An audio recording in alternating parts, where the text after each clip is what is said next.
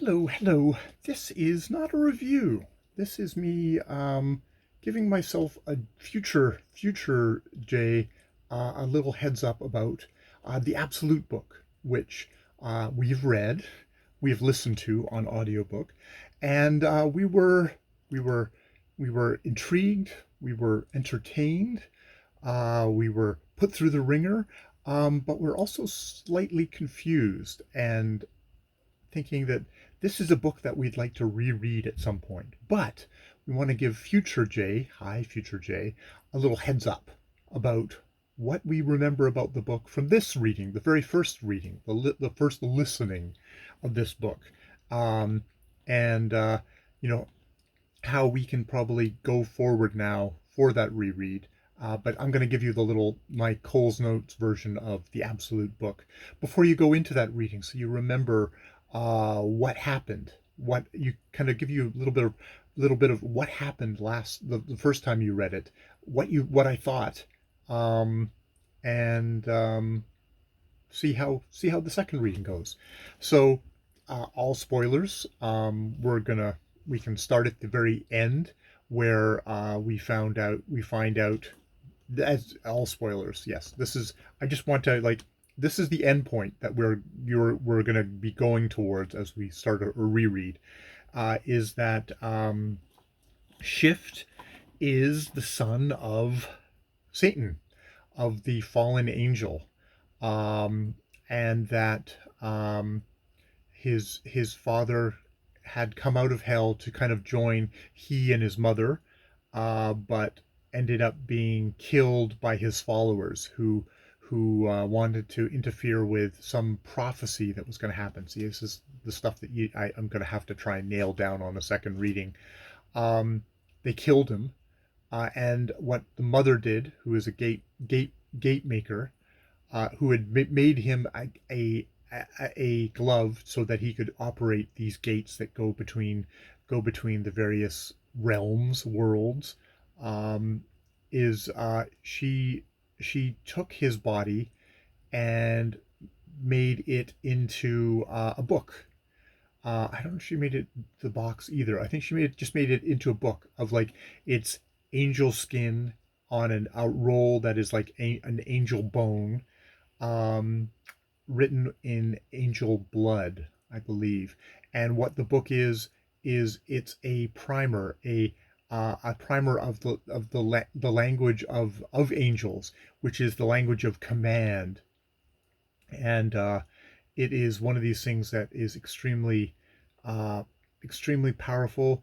Is because they actually hand over this primer to the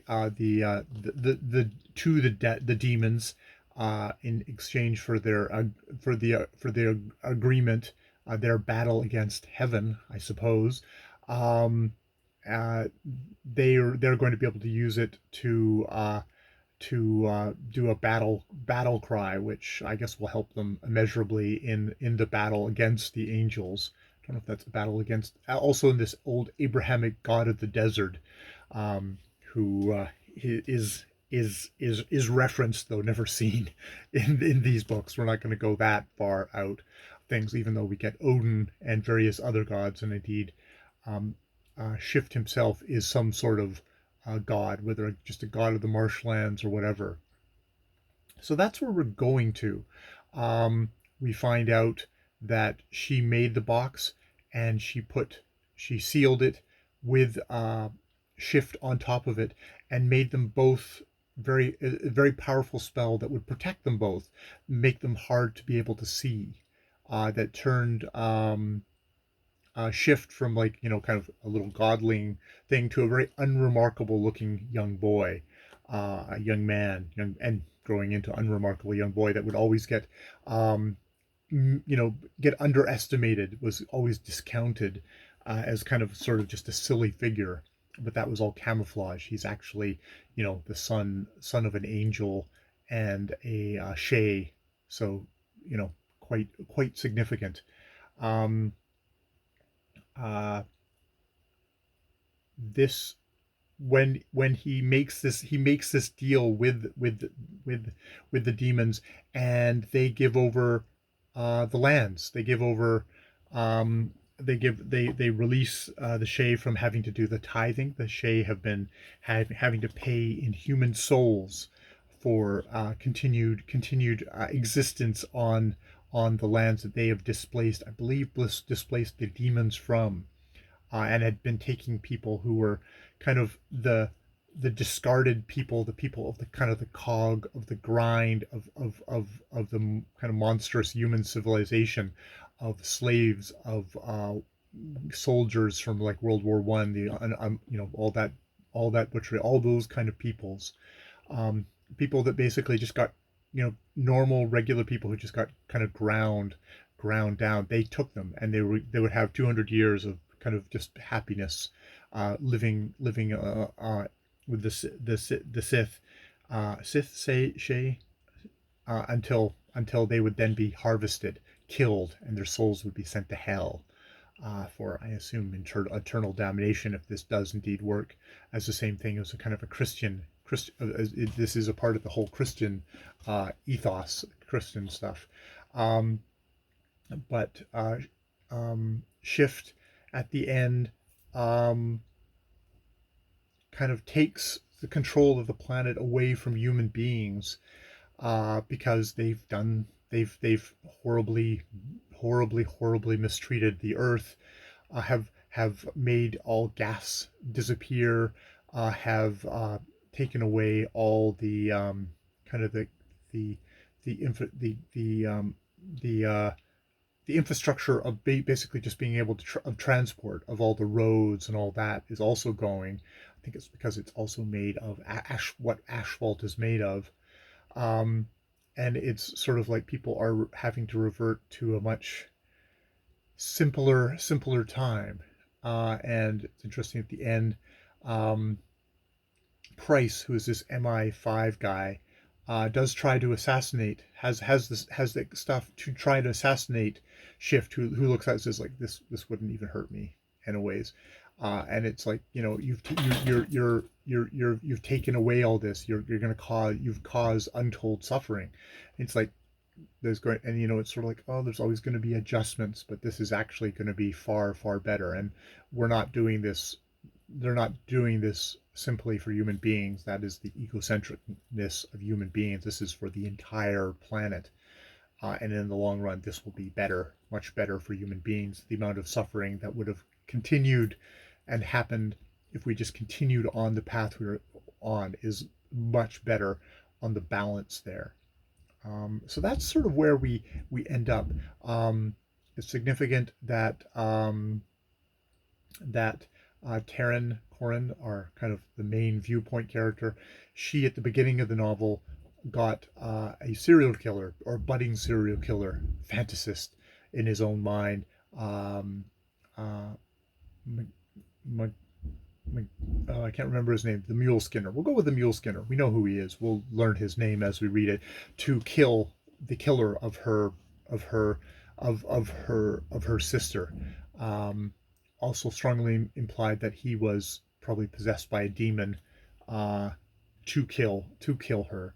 I have to look back at, like, why was she targeted? I think she was targeted because of her connection to, the to the grandfather. Maybe there's a, uh, um, who has the box, because that's where they get connected into. But she at the end serves a prison sentence for her role in hiring hiring the Mule Skinner, not hiring, but basically agreeing to and colluding with the Mule Skinner to have this guy have Weber, the guy who killed her sister, killed.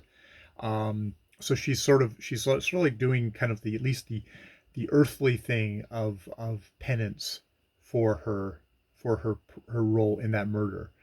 Um, yeah. So if we go back to the very start of the book, um, you can see that Taryn and her sister get involved in all this because, this artifact, the, Firestarter, which we now know from the very end of the book, is, the contains the, this book of the primer of the angel language, contained in this box, protected by a very powerful spell. Um, it ended up in the hands of Taryn's grandfather. During World War II, there was bombings. This fire starter, it's called that because wherever it is, fires start, whether it's bombings or, you know, fires or things like that. Uh, and it ends up in the grandfather's hand because all the stuff gets evacuated, but they don't want this thing back, or it gets forgotten because there's this fuzziness around the box that people will forget it. Even the British Museum will forget it. Um, and so he has it, and it becomes known to all the kind of the interested parties, the demons, that he does. I think by that point he's died, and I guess the implication is that Elizabeth gets killed because of her association with the grandfather and stuff like that. Um, and also just kind of psychic, like she's interested in, her sister was like really interested in conspiracy stuff, and this is the grandest of conspiracies, the conspiracies of the fallen angels against God and and heaven. um and So at the at you know and indeed Taryn herself, after this has happened, she divorces the husband that she had used as kind of protection on her world, something to kind of wrap herself around. She writes a book about all the horrible things that have happened to libraries, and one of the footnotes is about the fire starter, which again gets the demons onto her.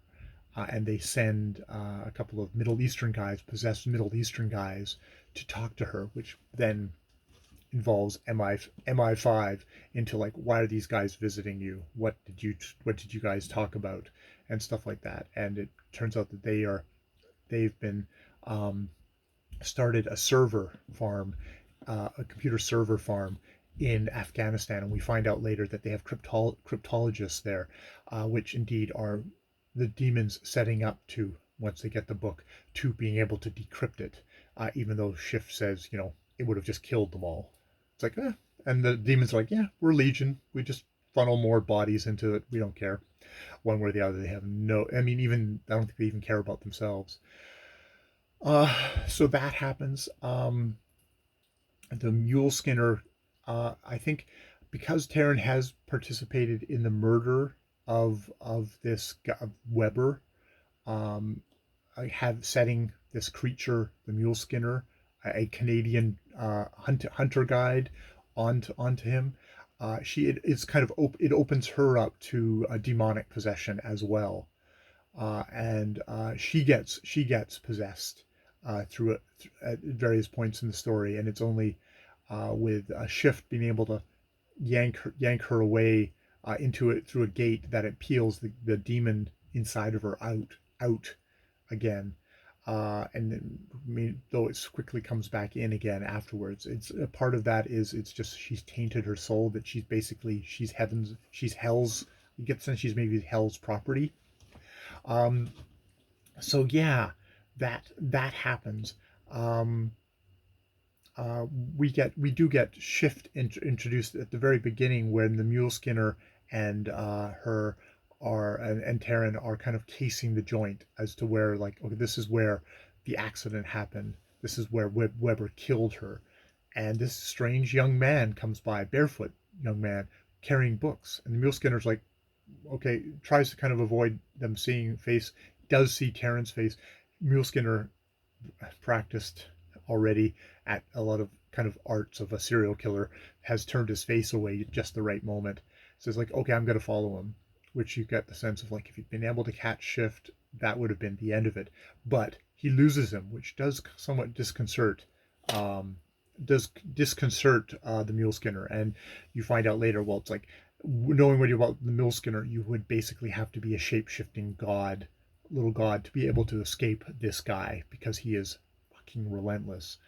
Um, he that and you know he disappears, and it turns out he's probably actually gone through a gate carrying books in to the island of apples, where the women that he has rescued from kind of a horrible destitution, um, in the United States, like in the earlier something like 19th century, are.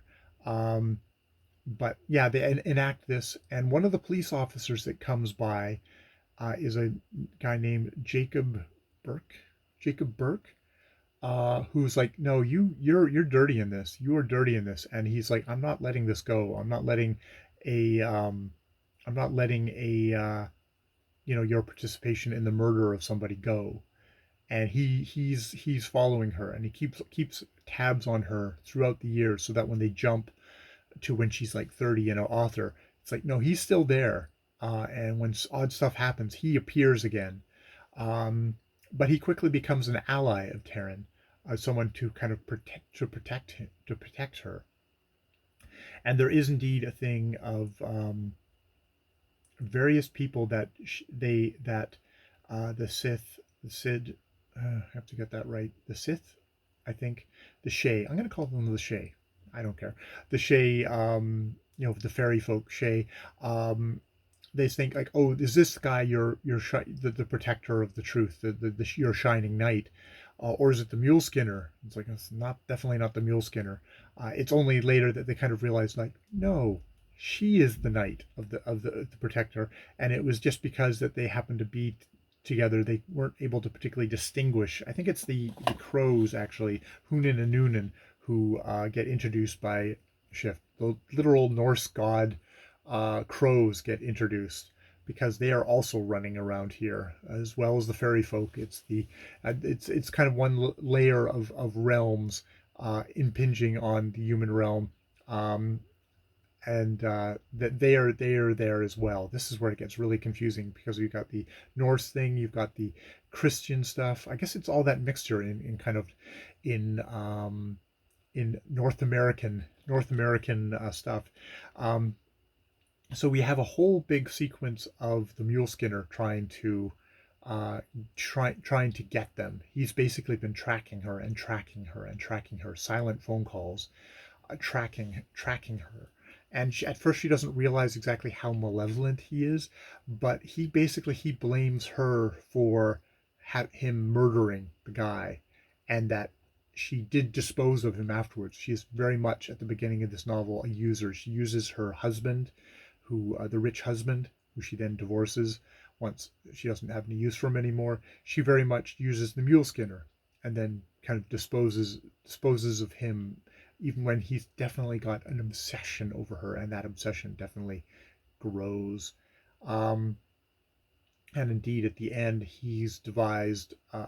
We have a really chilling sequence of them by the seashore, or a channel that goes into the sea and has tides, where he attaches her and Jacob to this tire, wrapping a chain around their necks, connect a chain between the two of them that loops through this giant tire, and leaves them to drown, and to drown in a way where the stronger of the two will probably get to pull up as much length as possible to stay above water as long as possible, drowning the other, so that Taryn will get killed in a sense by Jacob, and who he says like, I will kill you. I will, you know, human nature of just like, I will panic, and I will thrash, and you'll do everything you can.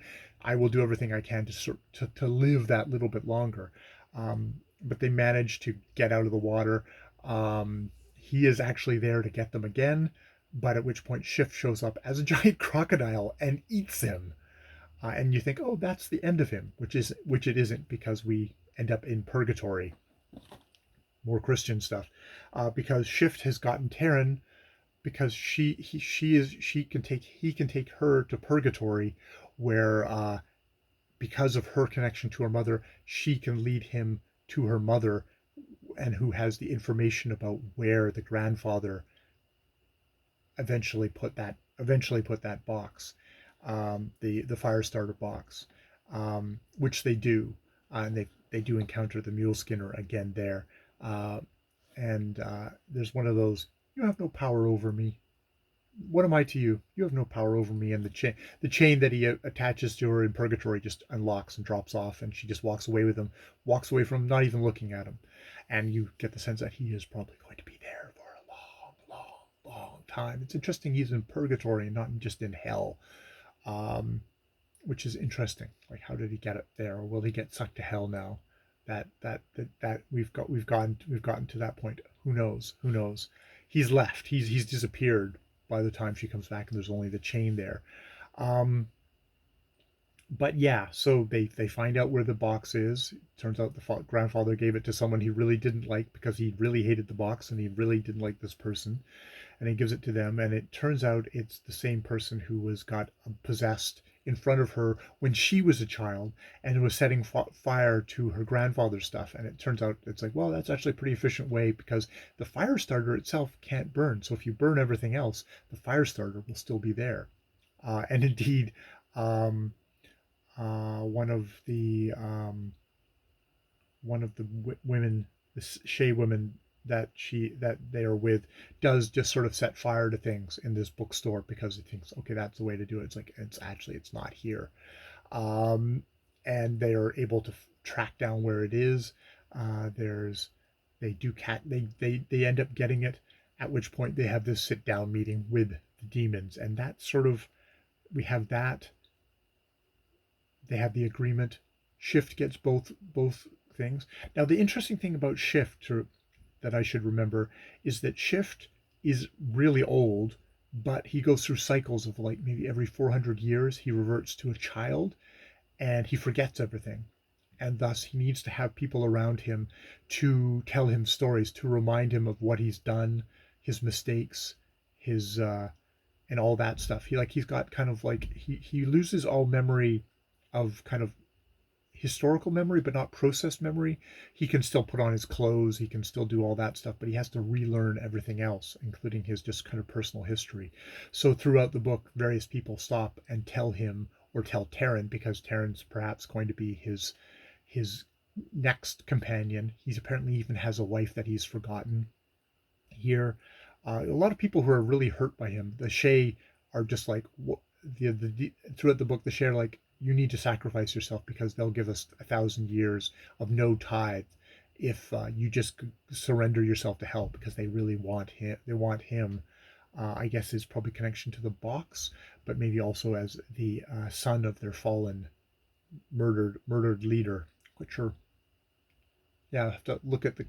See, there's all these things that I'm like slightly fuzzy on, even while I am kind of I fairly know a lot of the other stuff. Um, but yeah, it ends up kind of weirdly with a back to nature kind of thing at the end of this book. Of I don't know if it's like human beings have lost knowledge, but they've lost the control. Um, though Taryn makes a point of saying um, her price is that human beings get to still have civilization, but it's going to be a very different civilization, and one that's maybe more subordinate to the natural world, of fitting into the natural world versus mowing it all down and digging up nasty bits and burning them for energy, um, which maybe the biggest fantasy of them all, or maybe is sort of a metaphor for the idea that human beings are going to lose control of the world at some point, and it won't be a won't be a bad thing for the world. And this is probably fairly gentle and humane, haha, in how gently the human hands get taken off of the wheel, and someone else is put in control. There's slightly maybe a paternalistic thing about that, or wishful thinking thing about that, um, fantasist thing about that. So yeah, these are all things to kind of to look at and to think about as I reread the book, as I reread this book, which I think I will do. So this is my reread primer for The Absolute Book by Elizabeth Knox. I don't think there's anything else I want to say other than when I was reading just a little bit at the beginning here. I guess the one of the germs for this book was that Elizabeth Knox's own sister, not sister, brother, was killed very similarly to how um, her sister was killed, how Taryn's sister was killed at the beginning of this book. And she was talking about how the feelings that Taryn has of anger, of desire for revenge, were very much things that she had to process herself. and to deal with inside of herself in this book. I don't know, how deliberate, but just, just the act of someone mowing over someone you loved, and what you probably want to do with that person. That's a really good. That is one of the really good emotional cores of this book. And I mean, I think it's probably significant that the book ends with Taryn serving time for it, and actually making a point of saying she wanted to make sure that she did serve the time, because a part of the thing that's happening is the justice system seems to be getting reconsidered in this new world, and a lot of people are being released or sentences reduced, and that indeed is something that was happening, and like there was a kind of a question of, oh, she would get released, and she was like, I do not want to get released. And indeed some of these old power structures were also saying, no, we're not, don't let her get released, because we still want to question her, we have to figure out what we can do to get back in control again. But yeah, it's significant that she wanted to serve the time, which yeah, to atone. Yeah, there's definitely some religious themes going on in here. Atonement, redemption, um, yeah, nature, civilization, knowledge, uh, all these things are in here. Yeah, yeah, yeah. It's an interesting book.